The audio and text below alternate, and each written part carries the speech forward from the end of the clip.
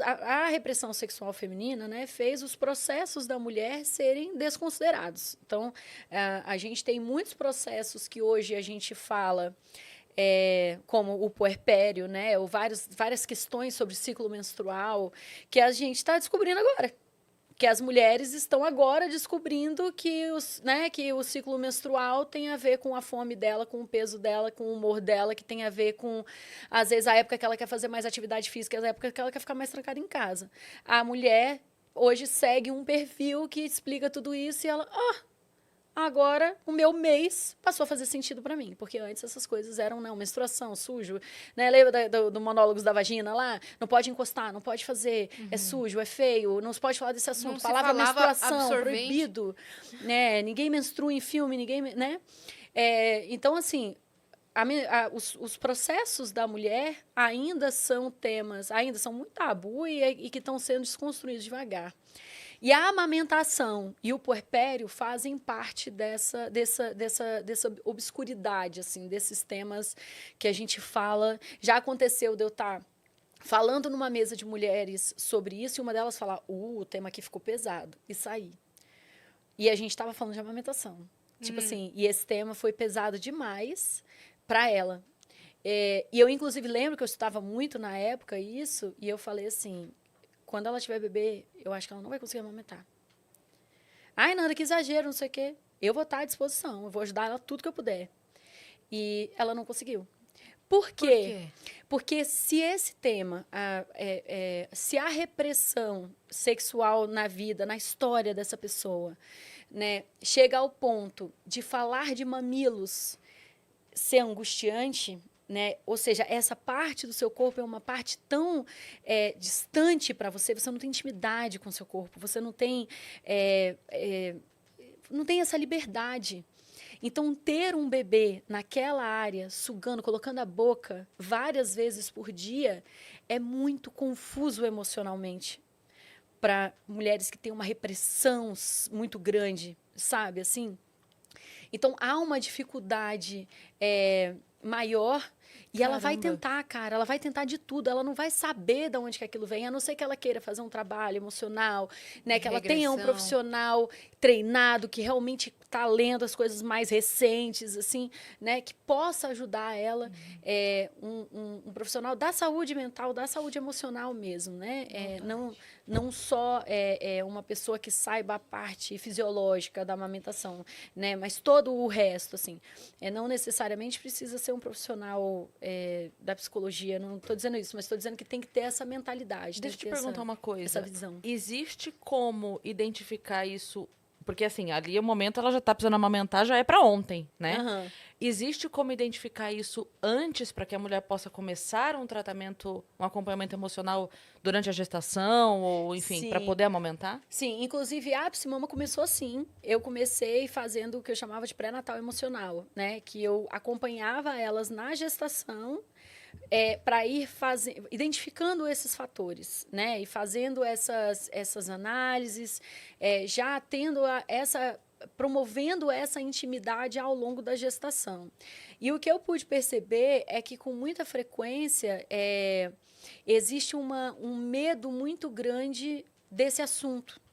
Entende? Assim, por exemplo, você fala assim, como é que foi a amamentação, a sua amamentação? Você vai boa. Você amamentou? Amamentei. Assim, eu fico sessões e sessões para conseguir puxar uma informação muito básica quanto amamentei por tantos meses, largou por causa disso. E existem muitas narrativas, existem muitos discursos sobre o que aconteceu. Então, por exemplo, é muito comum você ouvir a pessoa falando assim, eu que larguei, eu que não quis mais, né? Aí, quando você estuda, você fala, mas espera lá, um bebê, ele naturalmente, ele não, com 6 meses, ele não larga o peito ainda. Né? O peito tem vários, a amamentação ela tem vários aspectos emocionais e nutricionais e tal. Só que aí você sabe, você vai ver na história, você vê, por exemplo, que era uma criança que minha mãe fala que na época, né, se dizia, hoje deve ter gente que fala isso também, que você tem que dar mamadeira para a criança dormir melhor. Então, amamentava-se, né, mas ela falou que suplementava com a mamadeira, que tinha esse conceito de que você tinha que suplementar. Então, esse bebê, ele faz uma coisa que hoje nós conhecemos e chamamos de confusão de bico. Porque o bico da mamadeira é um sugo, né? um sugar completamente diferente Sim. do peito. Então, quando essa criança está cada vez... Ela começa a sugar o peito como ela suga a mamadeira. E aí não sai o leite. E nem Entendeu? produz. E aí ela vai querer o quê? Ela vai querer a mamadeira, que é o que ela está sabendo sugar. E aí esse peito, ele vai desacostumando, porque o peito, ele vai produzir a quantidade de leite que a criança demanda. Sim. Conforme a criança vai demandando menos, o peito vai produzindo menos e a mãe vai dando mais mamadeira. E aí, o discurso dessa família ela largou. E para essa família tá ótimo, não quero nem mexer nesse assunto. A gente acredita que ela largou e tá todo mundo bem acreditando que ela largou. Ah, largou cedo. Até chegar a amamentação, que essa mãe vai fazer. Né? E aí a gente começa a ter que conversar sobre a realidade disso. Entende? Então, assim, é claro que vão ter pessoas que vão lidar super bem, né, com esses temas. Mas a grande maioria das mulheres, na nossa cultura, né, tem uma repressão sexual ainda muito grande, né? Ainda tem uma limitação muito grande de falar do próprio corpo, né? A gente fala isso sobre o parto natural também, né? Quantas mulheres nunca encostaram, não se tocam, não se sentem, não sabem sobre o próprio corpo, não sabem até onde vai, qual é o formato, não sabem, e deve estar me ouvindo falando, para que eu vou querer saber isso, né? Como que essa pessoa, né, muitas vezes, vai ter dificuldade de mergulhar em um trabalho de parto? Vai ter dificuldade de ter um bebê, né, saindo dali. E de viver isso, de se entregar a isso, sabe? De ver, né, escorrendo, as coisas saindo, o seu corpo existindo e conseguir se relacionar positivamente com isso, né? Sem entrar em total desespero e travar total, assim, e não rola, não evolui. E aí a gente volta lá para a trilha vermelha, azul, verde, lembra que a gente estava falando? Porque se essa pessoa ouviu a vida inteira que aquilo ali né, que aquilo é perigoso, que não pode encostar, que aquilo é assunto proibido, quando ela trava, o cérebro dela se sente em perigo. Ele não vai soltar um filho quando está se sentindo em perigo. Então o corpo precisa de ocitocina para parir.